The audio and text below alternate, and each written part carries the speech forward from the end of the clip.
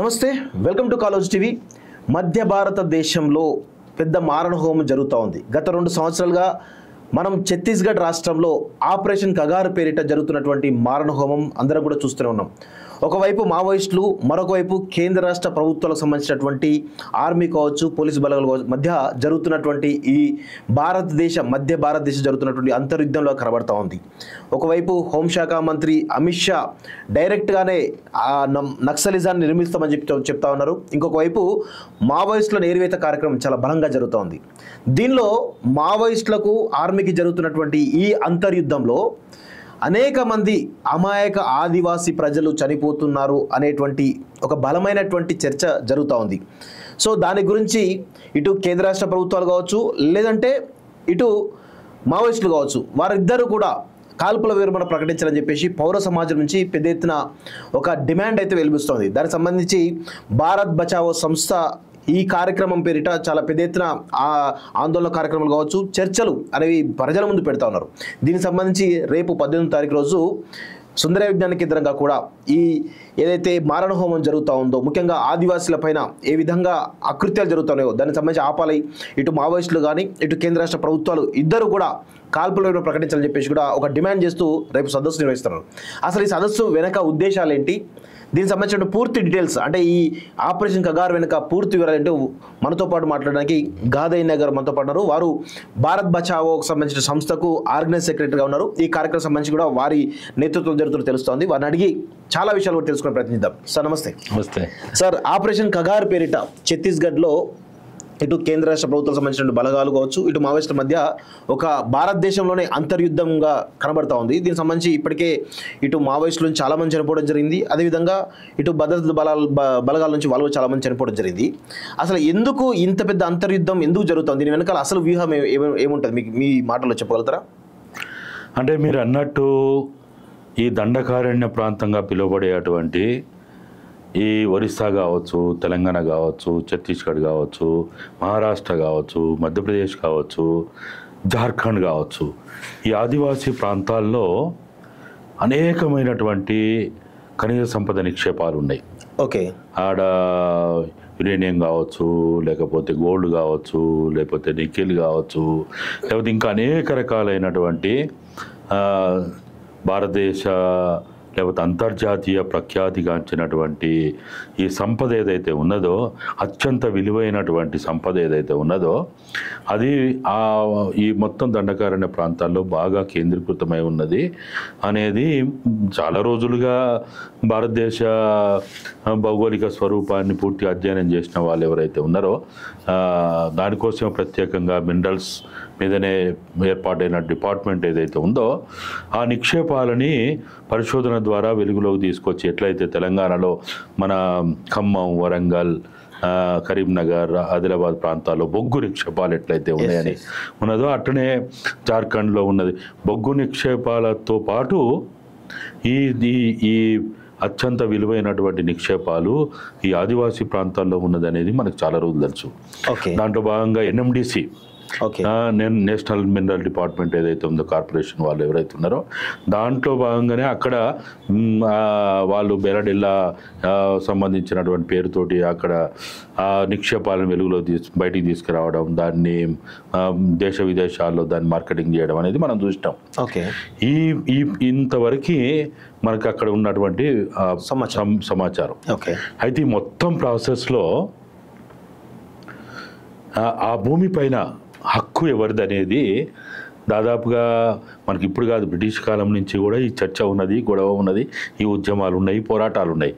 దాంట్లో భాగంగానే కదా కొమరం భీము నాయకత్వంలో ఆదిలాబాదు, మహారాష్ట్ర ప్రాంతాల్లో కానీ, అల్లూరు సీతారామరాజు నాయకత్వంలో ఈస్ట్ వెస్ట్ గోదావరిలో కానీ, అట్లనే ఈ ఛత్తీస్గఢ్ ఇప్పుడు ఏదైతే అబూజ్ మాడు ప్రాంతం అని చెప్పబడేటువంటి నారాయణపూర్ కావచ్చు, బీజాపూర్ కావచ్చు, దంతెవాడ కావచ్చు, సుక్మా కావచ్చు, కాంకేర్ కావచ్చు, ఇంకా ఏవైతే జిల్లాలు ఉన్నాయో ఆ జిల్లాల్లో ఉన్నటువంటి ఆ భూమి కోసం ఆ భూమిపైన హక్కు కోసం బ్రిటిష్ వాళ్ళు ఉన్నప్పటి నుంచి కూడా దీనికి మీ ఆదివాసులకి దీనిపైన హక్కు లేదనే పద్ధతుల్లో వాళ్ళు కూడా దీనిపైన ఏదో చేయాలని ప్రయత్నం చేస్తే కూడా అప్పటి నుంచే ఇదే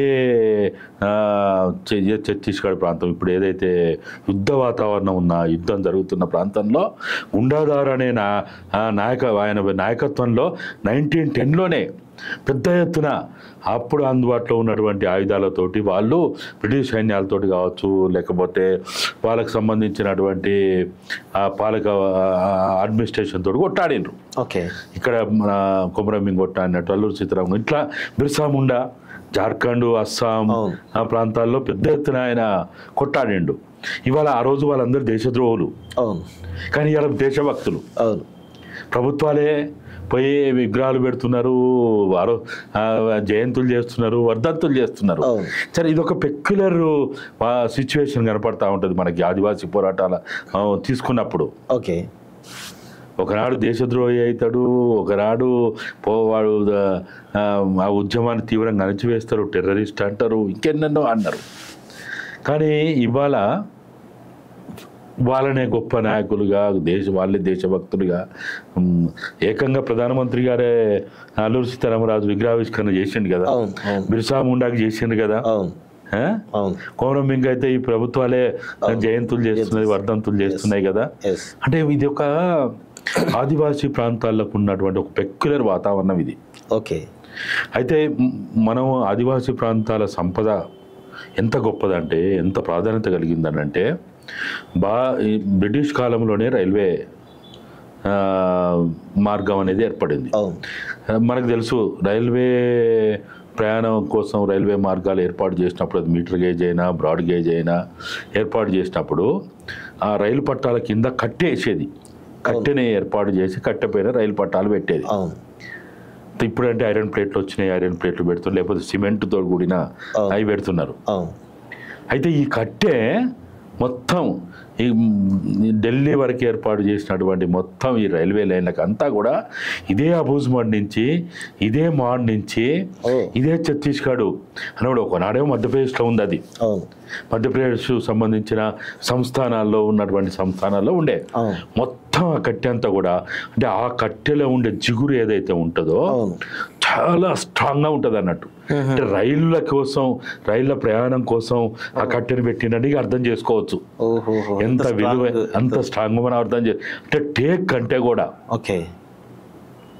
అంత స్ట్రాంగ్తో కూడినటువంటి ఉన్నప్పుడు, అప్పుడే ఆ బ్రిటిష్ వాళ్ళు ఈ కట్టెను కొట్టినప్పుడే ఈ గొడవంతా జరిగింది. 1910లోనే ఈ జల్ జంగల్ జమీన్ అనే నినాదం వచ్చింది. అప్పుడే గుండాదార్ నాయకత్వంలో అక్కడ ఉద్యమాలు జరిగినాయి, పోరాటాలు జరిగినాయి. మా భూమి మీద మాకే హక్కు ఉండాలి, ఈ సంపద పైన మాకే హక్కు ఉండాలని అప్పటి నుంచి కొట్లాడుతూ ఉన్నారు. సరే, అది ఆ రోజుల్లో జరిగినటువంటి ఆ యుద్ధము, ఆ పోరాటం, ఆ ఉద్యమం జరిగింది.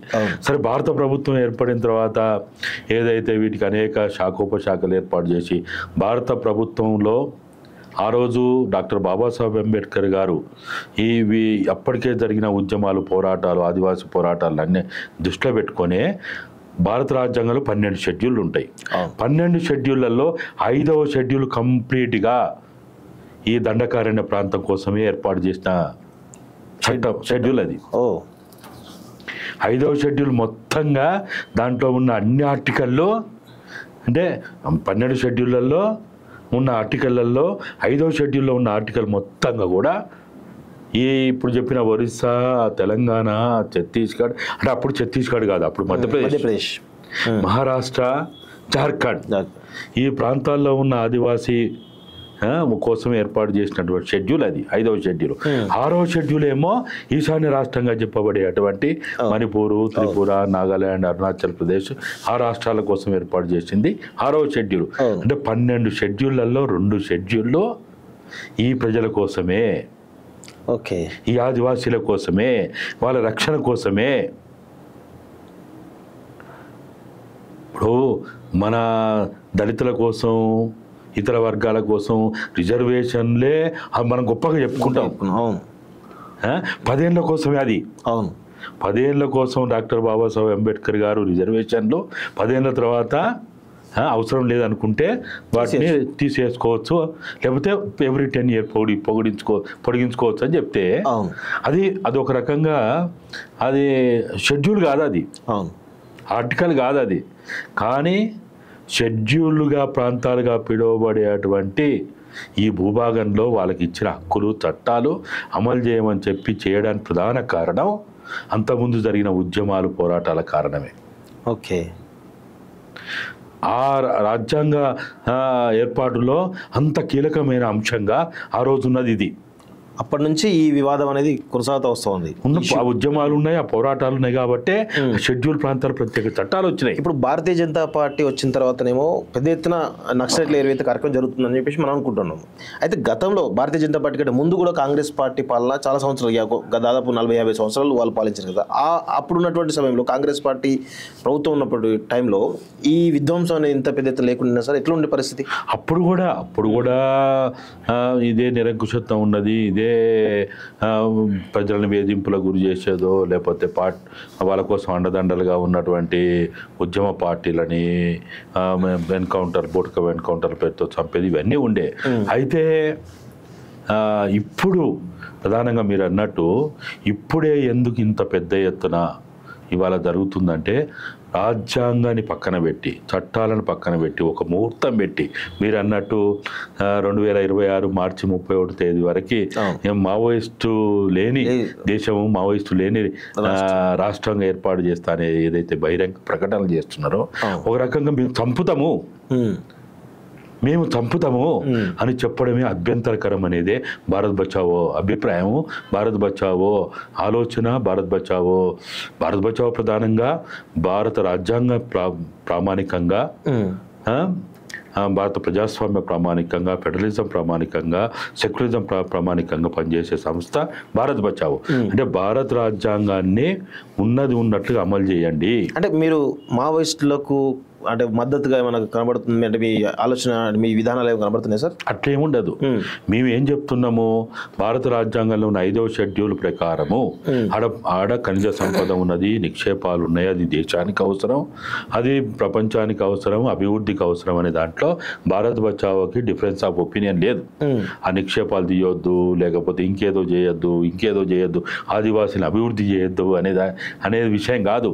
మేమేమంటున్నామంటే షెడ్యూల్ 5 ప్రకారం, షెడ్యూల్ 5 ప్రకారం ఏదైతే భారత రాజ్యాంగంలో పొందుపరిచిన చట్టాలు ఉన్నాయో, ఆర్టికల్స్ ఉన్నాయో, దాని ప్రకారం మీరు ఆ ప్రాసెస్లో ఆ ప్రజలని మీరు అభివృద్ధి చేయండి అని అంటున్నాం.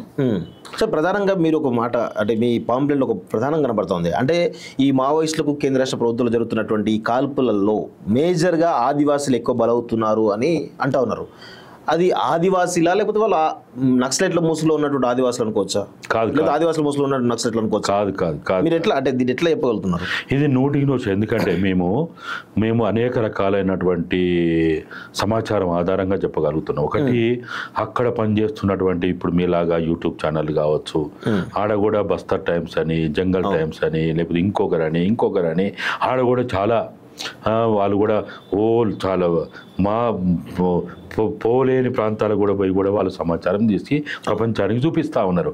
అట్లనే అక్కడ ఎన్జిఓలు పనిచేస్తూ ఉన్నారు, అక్కడ సోషల్ యాక్టివిస్టులు పనిచేస్తూ ఉన్నారు, ఆడ కూడా అనేక మంది హక్కుల సంఘాలు పనిచేస్తూ ఉన్నాయి.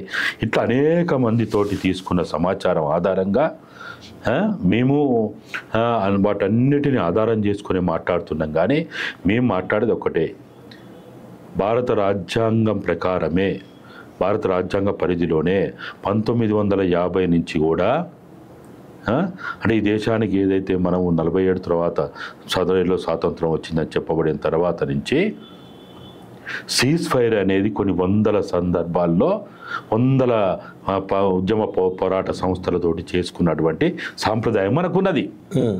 సీజ్ ఫైర్ ఎందుకు చేస్తాం? ఇరుపక్షాల యొక్క మరణహోమం కాదు, ఆ స్థానిక ప్రజలు యుద్ధ వాతావరణంలో ఉంచే హక్కు ఎవరికి లేదు. ప్రజలు జీవించే హక్కుని హరించే హక్కు ఎవరికి లేదు. కాబట్టి ఇవాళ అక్కడ ఆ సుక్మా కావచ్చు, బీజాపూర్ కావచ్చు, దంతవాడ కావచ్చు, బస్తర్ జిల్లాలో కావచ్చు, కొన్ని జిల్లాల్లో అయితే ప్రతి 5గురికి ఒక పోలీసు ఉన్నది. అంటే మీరు ప్రభుత్వాన్ని ఎందుకు డిమాండ్ చేస్తూ ఉన్నారు? మీరు మావోయిస్టులను కూడా ఇదే విధమైనటువంటి కాల్పుల విరమణ గురించి కావచ్చు, లేకపోతే ఈ యుద్ధ వాతావరణం గురించి కూడా మీరు మావోయిస్టుల సైడ్ నుంచి కూడా మీరు వాళ్ళని కూడా డిమాండ్ చేయొచ్చు కదా? మేము చేస్తాం కదా, చేస్తేనే కదా వాళ్ళు గత 20 రోజుల క్రితం బహిరంగ ప్రకటన చేసిండ్రు. పౌరస్పందన, పౌరుల యొక్క ఆకాంక్షలు, పౌరుల అభిప్రాయాలు, మీడియా అభిప్రాయాలు మీలాంటి వాళ్ళు చాలా మంది చెప్తా ఉన్నారు. కాబట్టి వాళ్ళు ఏకపక్షంగా వాళ్ళు మేము కార్పుల విరమణ పాటిస్తాము, 6 రాష్ట్రాల్లో మా వైపు నుంచి ఇక ముందు ఎక్కడ కూడా కాల్పులు ఉండవు. అది ఒరిస్సా, అది తెలంగాణ, అది ఛత్తీస్గఢ్, అది మహారాష్ట్ర, అది మధ్యప్రదేశ్, అది జార్ఖండ్. ఈ 6 రాష్ట్రాల్లో మా వైపు నుంచి ఎక్కడ కూడా ఇటువంటి సంఘటనలు జరగవు అని చెప్తూ వాళ్ళు ఇంకోటి కూడా ఒక అడుగు ముందుకేసి పోలీసు బలగాలు కూడా పోలీస్ క్యాంపుల్లో ఉంటే మాకు అభ్యంతరం లేదు, వాళ్ళ క్యాంపులో వాళ్ళు ఉండని మేము ఉండే చోట మేము ఉంటాం. కానీ ఇది ఒక భారత రాజ్యాంగానికి, ఇప్పుడు మావోయిస్టులు అంటే భారత రాజ్యాంగానికి వ్యతిరేకంగానే పనిచేస్తున్న కనబడుతుంది కదా సార్? ఎందుకు? ప్రజాస్వామ్య పాలనకు వ్యతిరేకంగానే అది కనబడుతుంది. ఎందుకైతే వాళ్ళకు సపరేట్ రాజ్యాన్ని నిర్మించుకొని, అంటే వాళ్ళు ఒక సైన్యాన్ని ఏర్పాటు చేసుకొని యుద్ధ వాతావరణంలో కనబడుతూ ఉంటాయి కదా సార్? అది భారత ప్రజాస్వామ్య స్ఫూర్తికి విరుద్ధమే కదా? అంటే ఎట్లా మనం సంబంధించుకోవచ్చు? అంటే ఇప్పుడు ప్రజల ఉద్యమాలు, పోరాటాలు అనేవి జరుగుతూ ఉన్నాయి. ఆ ఉద్యమాలు, పోరాటాలు కొనసాగుతున్న క్రమంలో అక్కడ వాళ్ళ ప్రాణరక్షణ కోసం, వాళ్ళ భద్రత కోసం ఏర్పాటు చేసుకోవడం. మేమైతే మా వైపు నుంచి ఇప్పుడు వాళ్ళ సిద్ధాంతాలు, లేకపోతే వాళ్ళ ప్రణాళిక, లేకపోతే వాళ్ళు ఏర్పాటు చేసుకున్నటువంటి లైన్ని భారత్ బచావో ఆ చర్చలకు పోతలేదు, మేము పోదలుచుకోలేదు. మేము చెప్పేది ఏంటంటే భారత రాజ్యాంగం ఏం చెప్తున్నది, ఎవరైనా నేరస్తులు ఉన్నారనుకో, ఆ నేరస్తుల్ని మీరు అరెస్ట్ చేయాలన్నా లేకపోతే ఇంకేదైనా చేయాలన్నా కొన్ని పద్ధతులు, ప్రొసీజర్ ఫాలో కావాలి.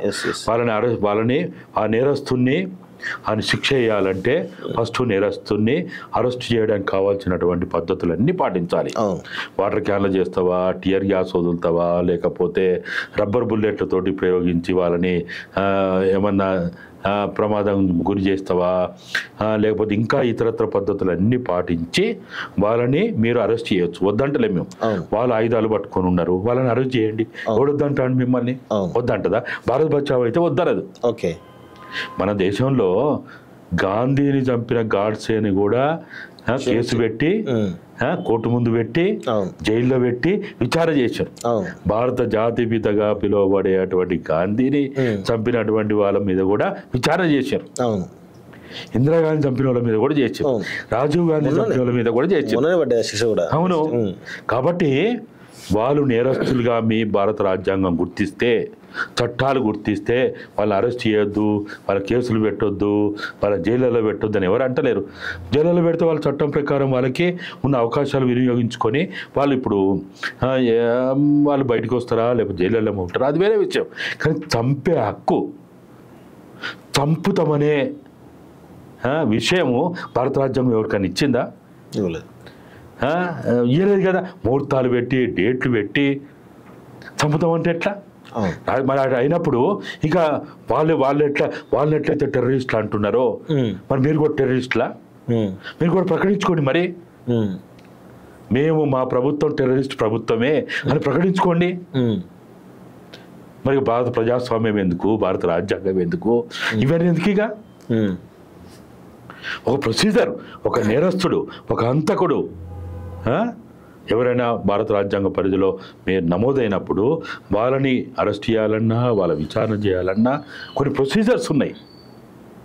మేము కూడా మొన్న రేణుక చనిపోయినప్పుడు కూడా ఆ తల్లి అదే అడిగింది, నా బిడ్డ మీద కేసులు ఉన్నాయి అని అంటున్నారు. ఉండొచ్చు, 20 ఉండొచ్చు, 30 ఉండొచ్చు, ఆమె మీద అవార్డు ఉండొచ్చు, ఏదో 45 లక్షల అవార్డు అనేదో అన్నారు కదా, ఉండొచ్చు. కానీ నా బిడ్డ నిరపరాధిగా ఉన్న సమయంలో, లేకపోతే ఆయుధం పట్టుకొని ఉన్నప్పుడు ఒంటరిగా ఉందని మీరే అంటున్నారు కదా, ఎందుకు అరెస్ట్ చేయలేకపోయారు? మీ బలగాలకు చేత కాలేదా? అంటే ఒక మహిళ, ఒంటరిగా ఉన్న మహిళని పట్టుకునే చేత కానీ భారత సైన్యమా? కాదు కదా. అరే ఇప్పుడు మన దేశంలో క్రూర మృగాలని మానవ మృగాలు అంటాం చూడు, క్రూర మృగాలను చంపాలంటే కూడా చట్టం అడ్డొస్తుంది. ఒక కుక్కని చంపమని చూద్దాం, ఒక పిల్లిని చంపమని చూద్దాం. సుప్రీంకోర్టు ఎంత తీవ్రంగా తీసుకుంది దాన్ని, ఎంత తీవ్రంగా తీసుకున్నది. మరి అటువంటి జంతు పక్షుల ప్రాణాలకే ముప్పు వచ్చిందని ఇంత చట్టం ఇంత సీరియస్గా తీసుకుంటున్నప్పుడు మనుషులు అంటే ఈ విషయంలో అంటే మీరు అన్నారు, మనం ఇప్పుడు ఈ చర్చ వచ్చింది కాబట్టి మనం మాట్లాడుతున్నాం. ఈ ఆపరేషన్ కగార్, ఈ దండకార్యానికి సంబంధించినటువంటి ఇంత పెద్ద అంతర్యుద్ధానికి సంబంధించి ఎందుకు సుప్రీంకోర్టు కానీ ఈ న్యాయస్థానం ఎందుకు ఇన్వాల్వ్ అవుతుంది డైరెక్ట్గా? ఇప్పుడు చిన్న ఇష్యూ అంశం మీదనే ఇంత పెద్ద ఎత్తున సుప్రీంకోర్టు ఇన్వాల్వ్ అవుతా ఉంది. డైరెక్ట్గా సిఎస్నే హెచ్చరిస్తూ ఉంది, నిన్ను జైల్లో పెట్టిస్తాం, అవసరమైతే జైలు కట్టి అట్లా పెడతామని చెప్పేసి సిఎస్నే హెచ్చరిస్తూ ఉన్నారు. ఈ క్రమంలో ఇంత పెద్ద ఎత్తున మారణహోమం జరుగుతూ ఉంటే ఎందుకు సుప్రీంకోర్టు కానీ వేరే న్యాయస్థానం ఎందుకు ఇంప్లీట్ కాలేకపోతున్నాయి, ఇందులో ఎందుకు ఇన్వాల్వ్ కాలేకపోతున్నాం? అయింది ఇంత ముందు కూడా 2004 ఆ ప్రాంతంలో పెద్ద ఎత్తున ఇదే ఛత్తీస్గఢ్లో సల్వజుడం పేరుతోటి పెద్ద మారణహోమం సృష్టించారు. ఇప్పుడు ఎట్లనైతే పోలీస్ బలగాలు ఏ పని అయితే చేసిందో, మన నిజాం కాలంలో రజాకార్లు ఏ పని అయితే చేసిండో, సల్వజుడం పేరుతోటి ఛత్తీస్గఢ్లో కూడా పెద్ద మారణహోమం చేశారు. ఊర్లు కాల్చేయడము, దానం చేయడము, చంపడము, ఇక వాళ్ళు ఇష్టం వచ్చిన పద్ధతిలో చేస్తే సుప్రీంకోర్టు ఇన్వాల్వ్ అయ్యి సల్వజుడు రద్దు చేయాలి, సల్వజుడము ఎట్టి పరిస్థితుల్లో దానికి సంబంధించిన ఎక్కడ కూడా కార్యాచరణ ఉండొద్దని రాష్ట్ర ప్రభుత్వాన్ని హెచ్చరికలు చేసింది. లేకపోతే రాష్ట్ర ప్రభుత్వాన్ని దోషిగా నిలబెడతా అని చెప్పింది. అప్పుడు సల్వజుడు మొత్తంగా కూడా అప్పుడు కూడా రాష్ట్ర ప్రభుత్వ పరిధిలోనే అది చలమని అయింది. దాని తర్వాత ఇప్పుడు ఏంది, వీళ్ళు సరే అప్పుడు ఉన్నటువంటి ఆ సివిల్ రైట్స్ వాయిసెస్ ఏదైతే ఉందో ఇప్పుడు కొంత తగ్గుముఖం పట్టిన ఈ వాయిసెస్ ఆ స్థాయిలో ఏది 2004-2000 ప్రాంతంలో ఉన్నంత స్ట్రాంగ్ భారతదేశంలో సివిల్ రైట్స్ ఆర్గనైజేషన్స్ ఆ స్థాయిలో ఇప్పుడు లేకపోవడం కావచ్చు. ఇప్పుడు కూడా వేసిండ్రు, ఇప్పుడు కూడా సుప్రీంకోర్టు నడుస్తున్నది. ఎందుకంటే హెచ్సి అంశాన్ని, ఇంత చిన్న అంశాన్నే సుమోటో తీసుకున్నటువంటి సుప్రీంకోర్టు దీనిలో ఇంత పెద్ద మారణహోమం, వారానికి ఒక 20-30 మంది చనిపోవడం, నక్సలైట్ చనిపోవడం, ఇటు వీళ్ళు చనిపోవడము, మధ్యలో ఆదివాసులు చనిపోవడం, ఇవన్నీ జరుగుతున్నప్పుడు ఇంత పెద్ద ఇది భారత రాజ్యాంగానికి విరుద్ధంగా జరుగుతున్నటువంటి ఒక యుద్ధం కాబట్టి, అది కూడా అంతర్యుద్ధం, మళ్ళీ భారతదేశంలో జరుగుతున్న అంతర్యుద్ధం కాబట్టి సుప్రీంకోర్టు ఇన్వాల్వ్ అయితే బాగుండేది. దాని మరి సివిల్ సొసైటీ, మరి ముఖ్యంగా భారత్ బచావో లాంటి సంస్థలు కూడా చాలా పెద్ద ఎత్తున మరి సుప్రీంకోర్టుకు సుమోటో తీసుకొని చెప్పేసి ఎందుకు విజ్ఞప్తి చేయలేకపోతున్నాయి? అంటే మేము ప్రాథమికంగా ఏంటంటే మేము చేయాల్సినటువంటి అంటే మన చట్ట పరిధిలో, రాజ్యాంగ పరిధిలో చేయాల్సిన ప్రయత్నాలన్నీ చేసిన తర్వాత సుప్రీంకోర్టు కూడా ఏమంటుంది, మీరు ఏమైనా గవర్నమెంట్కి ఏమన్నా మీరు రిప్రజెంటేషన్ ఇచ్చిండ్రా, అప్పీల్ చేసిండ్రా, లేకపోతే ఇంకేదైనా చేసిండ్రా, లేకపోతే లోయర్ కోర్టులో ఎక్కడన్నా హైకోర్టులో కానీ ఇంకేమైనా చేసిండ్రా అనే వాదన కూడా వస్తుంది. ఎందుకంటే దానికోసం మేము భారత్ బచావో తరపున అటువంటి ప్రయత్నాలన్నీ కూడా మేము చేయబోతున్నాం. మేము రాష్ట్ర ప్రభుత్వాలను కలుస్తాం, లేకపోతే చీఫ్ సెక్రటరీని కలుస్తాము. మేము చేయాల్సిన అంటే భారత రాజ్యాంగ పరిధిలో చేయాల్సిన ప్రయత్నాలన్నీ కూడా చేసిన తర్వాత, అంటే అడ్మినిస్ట్రేషన్ పార్ట్ ఆఫ్లో చేయాల్సిన ప్రయత్నాలన్నీ చేసిన తర్వాత ఖచ్చితంగా మేము కానీ ఇతర హక్కుల సంఘాలు కానీ, ఇంతకుముందు ఆల్రెడీ హక్కుల సంఘాలు సుప్రీంకోర్టు కేసు వేసిండ్రు, అది నడుస్తున్నది. ఇది మారణ హోమం మీద ప్రజల భద్రత లేని, రక్షణ లేని పరిస్థితి ఏదైతే ఉందో అసలు ఎంత భయంకరంగా ఉందంటే, నిజంగా మేము అప్పుడప్పుడు అక్కడి నుంచి వచ్చే రిపోర్ట్ వింటే అసలు కొన్ని లక్షల మంది కంటి నిండా నిద్రపోతలేరు, కంటి కింద మెతుకులేదు, ఎప్పుడు ఏమైందో తెలియదు, ఎప్పుడు ఎక్కడ ఏమైందో తెలియదు. ఇప్పటి వరకు అంటే ఈ దాదాపు 2 సంవత్సరాల కాలంలో ఎంతమంది ఆదివాసులు అమాయకులు, అంటే నక్సలైట్లకు సంబంధం లేని వాళ్ళు కావచ్చు, లేకపోతే ఇటు గవర్నమెంట్ సంబంధం లేని కావచ్చు, ఒక సామాన్య ప్రజలు ఎంతమంది చనిపోయిండే అవకాశం? అంటే అక్కడ నుంచి వస్తున్న రిపోర్ట్ల ప్రకారం చూస్తే సుమారు మొత్తంగా 400 పైన ఏదో చనిపోయిందని, ఓన్లీ సివిల్ సొసైటీ కాదు 400 పైన చనిపోయిందని ఒక లెక్కలు ఉన్నాయి.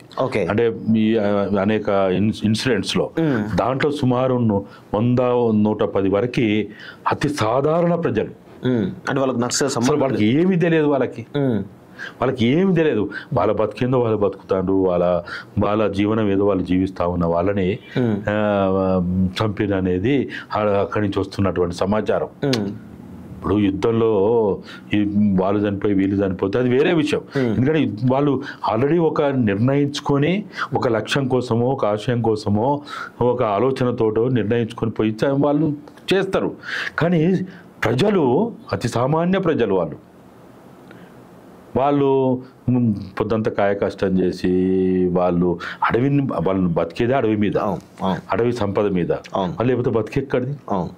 ఇప్పుడు సివిల్ సొసైటీ నుంచి భారత్ బచావో లాంటి ఒక ఆర్గనైజేషన్, దాని కింద అనేకమైన చాలా వందలాది ఆర్గనైజేషన్స్ ఉన్నాయి. మీరు ఒక డిమాండ్ చేస్తూ ఉన్నారు ప్రభుత్వాన్ని మావోయిస్టులని డిమాండ్ చేస్తూ ఉన్నారు, మీరు కాల్పుల విరమణ పాటించని చెప్పేసి. ఇంకొక వైపు మావోయిస్టులను చూడ మేము శాంతి చర్చలకు సిద్ధమని వాళ్ళు చెప్తా ఉన్నారు. ప్రభుత్వం నుంచి అంటే ఎలాంటి స్పందన ఉండబోతుంది మీ అంచనా ప్రకారం? అంటే నేను అనుకోవడం అయితే సానుకూలమైన స్పందన రావాలి, వస్తుందని అనుకుంటున్నాం. ఎందుకంటే కాల్పుల విరమణ ప్రకటించిన 3 రోజులకే ఛత్తీస్గఢ్ డిప్యూటీ సీఎం 75 సంవత్సరాలు ఏ అధికారి కానీ ఏ ప్రజాప్రతినిధి కానీ పోయినటువంటి ప్రాంతానికి స్వయంగా ఆయనే పోయిండు. అక్కడ ఆదివాసులతో కూర్చున్నాడు, వాళ్ళతో మాట్లాడిండు, వాళ్ళ సమస్యలు తెలుసుకున్నాడు. ఒక అతి సాధారణమైనటువంటి వాతావరణం మనకు కనపడ్డది. ఒక భయాందోళన లేకపోతే ఇంకేదో ఏది లేకుండానే జరిగిపోయింది. అంటే ఇటువంటి వాతావరణం రావాలి.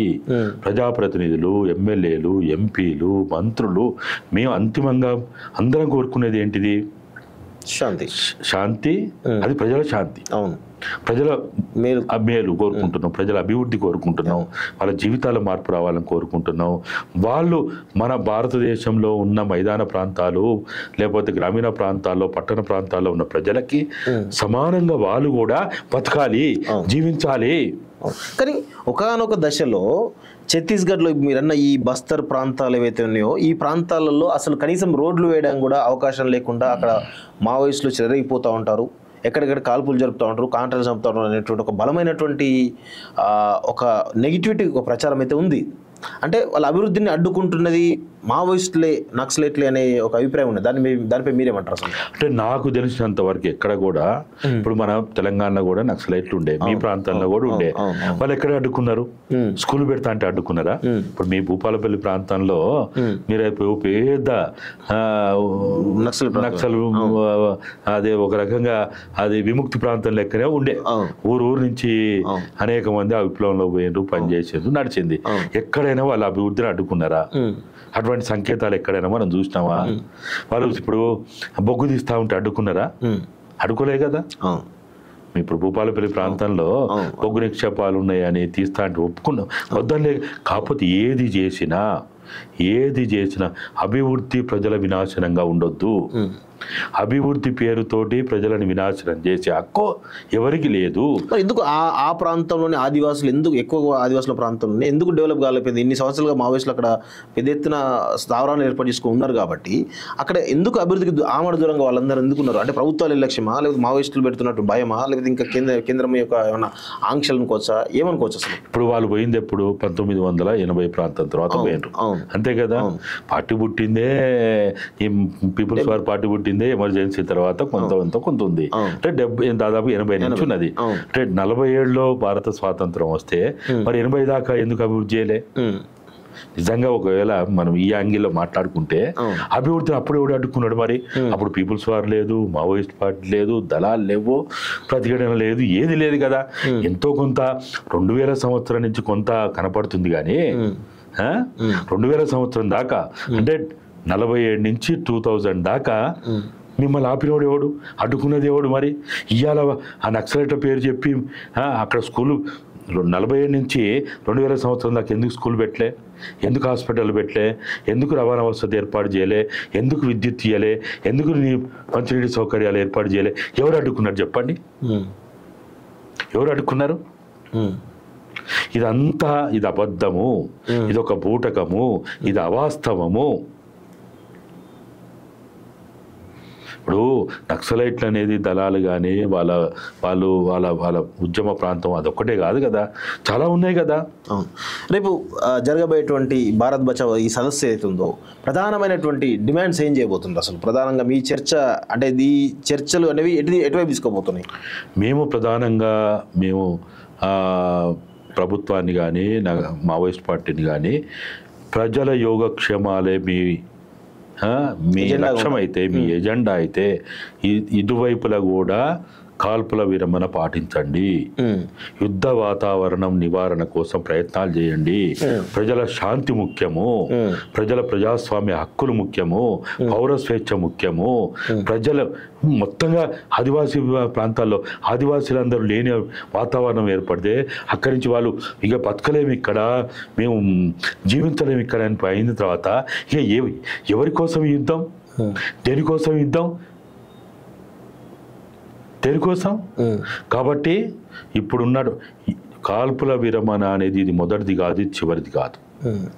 1950 నుంచి దేశంలో అనేక రాష్ట్రాల్లో అనేక సందర్భాల్లో కాల్పుల విరమణ ఒప్పందాలు జరిగినటువంటి సంఘటనలు మనకు కోకళ్ళలు ఉన్నాయి, వందల కొలది ఉన్నాయి. కానీ ఇక్కడ కేంద్ర ప్రభుత్వం ఏమో చాలా స్ట్రాంగ్గా మావోయిస్టుల ఏరివేత కార్యక్రమం ఒక టైం ఫ్రేమ్ పెట్టుకొని మరి పనిచేస్తూ ఉన్నారు వాళ్ళు. సో ఇలాంటి క్రమంలో వాళ్ళు కాల్పుల విరమణకు కేంద్ర ప్రభుత్వం యాక్సెప్ట్ చేసే అవకాశం ఉంటుంది అసలు? చెయ్యి. ఇప్పుడు నువ్వు ఎందుకు అంటున్నావు నక్సలైట్లు వాళ్ళు చెప్పినట్టు ఇప్పుడు మీరు అన్నట్టే అభివృద్ధికి అడ్డంకి అయ్యిండ్రు, ఆటంకమైంది అని అంటున్నారు. వాళ్ళ లక్ష్యమే నక్సలైట్లు ఏరివేత, అసలు నక్సలిజమే ఉండొద్దు అనేది వాళ్ళు బీజేపీ లక్ష్యం, భారతీయ జనతా పార్టీ ప్రభుత్వం యొక్క లక్ష్యం. ఇప్పుడు వాళ్ళ లక్ష్యం ఏముండాలా? వాళ్ళ లక్ష్యం ఏముండాలా? భారత రాజ్యాంగం ప్రకారము పౌరునికి స్వేచ్ఛ ఇస్తూ సమానత్వం కోసం, ప్రజాస్వామ్య పరిరక్షణ కోసం, ప్రజల అభివృద్ధి కోసం పనిచేయాలి. మేమేమంటున్నామంటే మావోయిస్టులు అయితే ఛత్తీస్గఢ్ అనే పిలుపు కాదు ఇవ్వాల్సింది. ఆకలి లేని, దారిద్ర్యం లేని, సమస్యలు లేని, వివక్ష లేని, ఆధిపత్యం లేని ఛత్తీస్గఢ్ ఏర్పాటు చేస్తా అని భారత ప్రభుత్వం ప్రకటిస్తే మేము అందరం ఆహ్వానిస్తాం కదా. మేమే పోయి అక్కడికి పోయి అరే ప్రభుత్వం ముందుకు వచ్చింది, 5వ షెడ్యూల్ అమలు చేస్తా అంటుంది. ఏ 5వ షెడ్యూల్ అయితే ఆదివాసీ ప్రాంతాల కోసం ఏర్పాటు గావించబడ్డదో, డాక్టర్ బాబాసాహెబ్ అంబేద్కర్ గారు 12 షెడ్యూళ్లలో ఒక షెడ్యూల్ వాళ్ళ కోసం ఏర్పాటు చేసిందో అది అమలు చేస్తా అంటున్నది అని అంటే మేమే పోయి అక్కడ పోయి నిలబడి ఆ ప్రకారం అమలు చేయడానికి మేము నిలబడతాం. భారత బచావో నిలబడి పనిచేస్తుంది అక్కడ. అంటే ప్రధానంగా 5వ షెడ్యూల్లో ప్రధానంగా చెప్పేటువంటి విషయం ఏంటి సార్? 5వ షెడ్యూల్ 5వ షెడ్యూల్ ఏంటంటే ఆదివాసీ ప్రాంతాల్లో ఉన్న సంపద కావచ్చు, అక్కడ భూభాగం మీద ఉన్నటువంటి హక్కులు కావచ్చు, ఆ ప్రజలకి ఆదివాసీలకే ఎక్కువ కాదు మొత్తంగా వాళ్ళకే హక్కు కల్పించింది. పెసా చట్టం అదే, 170 చట్టం అదే. ఇప్పుడు మీ ప్రాంతం పక్కనే, మీ ఊర్లో పక్కనే అడవి ఉంది. ఆ అడవిలో ఆదివాసేతరులు పోయి కొనుక్కోగలుగుతారా? కొనుక్కోలేరు. అంటే ఆదివాసీ భూభాగం పైన ఆదివాసీలకే హక్కు. ఎట్లనైతే షెడ్యూల్లో భాగంగా ఎస్సీ రిజర్వేషన్లు అనేవి ఏర్పాటు చేస్తే, షెడ్యూల్ కాస్ట్, షెడ్యూల్ ట్రైబ్ రిజర్వేషన్లు ఏర్పాటు చేసిన తర్వాత ఆ కోట వాళ్ళ కోసమే ఉంటుంది. అది ఆ కోట అవసరమైతే వాళ్ళు లేకపోతే అది ఖాళీగా ఉండాలి, కానీ ఇంకొకరి దాంట్లో ఫిలప్ చేయడానికి వీల్లేదు. అట్లనే సేమ్ ఎట్లనైతే ఉద్యోగ నియామక రిజర్వేషన్లు లేకపోతే విద్యా రిజర్వేషన్లు ఎట్లనైతే రిజర్వేషన్లు పాటించాలనో సేమ్ అదే పద్ధతిలో షెడ్యూల్ ప్రాంతాలు కూడా గటువంటియే. నువ్వు 5వ షెడ్యూల్ ప్రకారము ఆ సంపద పైన భారత ప్రభుత్వానికి హక్కు ఉంటుంది, కానీ ఆ సంపద భారతదేశ ప్రజలకి అభివృద్ధికి వినియోగించాలన్నప్పుడు అక్కడ ప్రజలను ఒప్పించి మెప్పించి ఆ సంపద ఏదైతే అక్కడ అభివృద్ధి అంటున్నాం కదా, ఆ అభివృద్ధిలో ఆ ప్రజల్ని భాగస్వాములను చేసి అభివృద్ధి చేయమని 5వ షెడ్యూల్ చెప్తున్నది. ఓకే. ఇప్పుడు 2026 మార్చి ఏప్రిల్ వరకు కేంద్ర ప్రభుత్వం టార్గెట్ పెట్టుకుంది మావోయిజం అంతం చేయాలని చెప్పేసి. సో ఈలోపు మీరు కూడా శాంతి చర్చలు అని చెప్పేసి, మీరు కాల్పుల విరమణ అని మీరు అంటున్నారు, నక్సల్ నుంచి శాంతి చర్చలు అంటూ ఉన్నారు. నిజంగా భారత ప్రభుత్వం శాంతి చర్చలు చేసేటువంటి అవకాశం ఉందని మీరు భావిస్తున్నారా? అంటే మేము చర్చల గురించి కూడా ఎక్కువగా, జనరల్ మీ ఒపీనియన్, చర్చల గురించి కూడా మేము ఎక్కువ ఆలోచిస్తలేము. భారత్ బచావో లాంటి సంస్థలకు కావాల్సింది ఏంటంటే ప్రజలకు శాంతి కావాలి, ప్రజలు స్వేచ్ఛాయుతమైనటువంటి జీవనం కొనసాగించాలి. ఇలా భార్యకి భర్త ఎక్కడుందో తెలియదు, భర్తకి భార్య ఎక్కడుందో తెలియదు, పిల్లలకి తల్లిదండ్రులు ఎక్కడున్నారో తెలియదు, అసలు వాళ్ళు ఎక్కడ పోతున్నారో, ఎక్కడ ఉంటున్నారో, ఎక్కడ వంటున్నారో, అడవిలో పోయినోడు మళ్ళీ వెనక్కి ఇంటికి వస్తాడా రాదా. ఈ సమ్మర్ ఏదైతే ఉందో వాళ్ళ ఆదివాసీ ప్రాంతాల్లో, అటవీ ప్రాంతాల్లో ఈ సమ్మర్లోనే ఎక్కువగా వాళ్ళ జీవనం కోసము అంటే ఒక 6 నెలలకు కావాల్సిన సంపాదన ఇప్పుడే తయారు చేసి పెట్టుకుంటారు. ఎందుకంటే ఇప్పుడు ఆ సంపద అంతా ఇప్పుడే అందుబాటులోకి ఉంటుంది కాబట్టి. మరి ఈ టైంలో వాళ్ళు కొంతమంది చెప్తా ఉన్నారు, మీడియా వాళ్ళు కూడా చెప్తా ఉన్నారు, కరోనా పీరియడ్లో కూడా మేము ఇంత బాధపడలేదు అంటున్నారు. కరోనా పీరియడ్లో కూడా, ఆ వైరస్ పీరియడ్లో కూడా మేము బతకగలిగినాం. కానీ ఈరోజు మేము ఆఖరినైనా భరించడం కానీ ఇవాళ మా మానాన్ని కాపాడుకోవడం మాకు కష్టమైంది అంటున్నారు. మా మాన ప్రాణాలు ఎవరి చేతుల్లో ఉన్నాయో వాళ్ళ అరణ్య రోదన అసలు మామూలుగా లేదు అక్కడ. కాబట్టి ఇప్పుడు మనం ఎక్కడైనా ఒక ప్రళయం వచ్చింది, ఒక భూకంపం వచ్చింది, లాతూర్లో భూకంపం వస్తే, దేశంలో ఎక్కడైనా భూకంపం వస్తే భారత ప్రజలందరూ వాళ్ళని కాపాడడానికి ప్రయత్నం చేయరా? వాళ్ళకి అండదండగా ఉండడానికి చేయితని ఇవ్వడానికి ప్రయత్నం చేయరా? ఇవాళ ఈ ఆదివాసులు అంటే ఎవరు? ఈ దేశ సంపదని కాపాడిన వాళ్ళు, ఈ దేశ మూలవాసులు. వాళ్ళు లేకపోతే మనం ఎవరం అసలు? ఇలా అడవి లేకపోతే ఆక్సిజన్ లేదు, అడవి లేకపోతే వర్షాలు లేవు, అంతే కదా. కాబట్టి భారత ప్రజలుగా, భారత పౌరులుగా ఈ ఆదివాసీ ప్రజలైనటువంటి మూగజీవులైనటువంటి ఈ వీరిని కాపాడుకోవడం మన బాధ్యత అనేదే భారత్ బచావో అభిప్రాయం.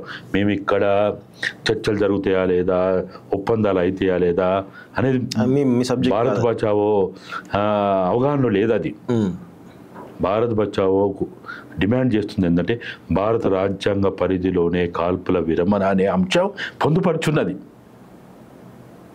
భారత రాజ్యాంగ పరిధిలోనే నేరస్తులుగా ఉన్నటువంటి, ఆయుధాలు పట్టుకొని ఉన్నటువంటి వాళ్ళని కూడా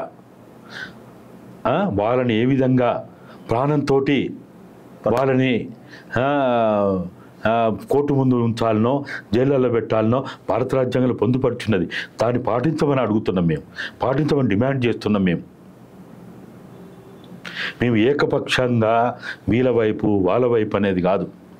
మేము ప్రజల వైపు ఉన్నాము, ప్రజల కోసమే ఇది మాట్లాడుతున్నాము, ప్రజల కోసమే డిమాండ్ చేస్తున్నాం, అంత తప్ప వేరే అంశం ఎక్కడ దీంట్లో లేదు. ఇది ఎవరు గెలిచిన, ఇవాళ కాల్పుల విరమణ ఒప్పందం కనుక ప్రభుత్వాలు ముందుకు వచ్చి వాళ్ళు ముందుకు వస్తే దీంట్లో ఎవరు గెలిచింది లేదు, ఎవరు ఓడింది లేదు, ప్రజలు గెలుస్తారు అంతే. ప్రజల గెలిపే అందరికి ముఖ్యం అంతే. Okay sir, thank you very much sir.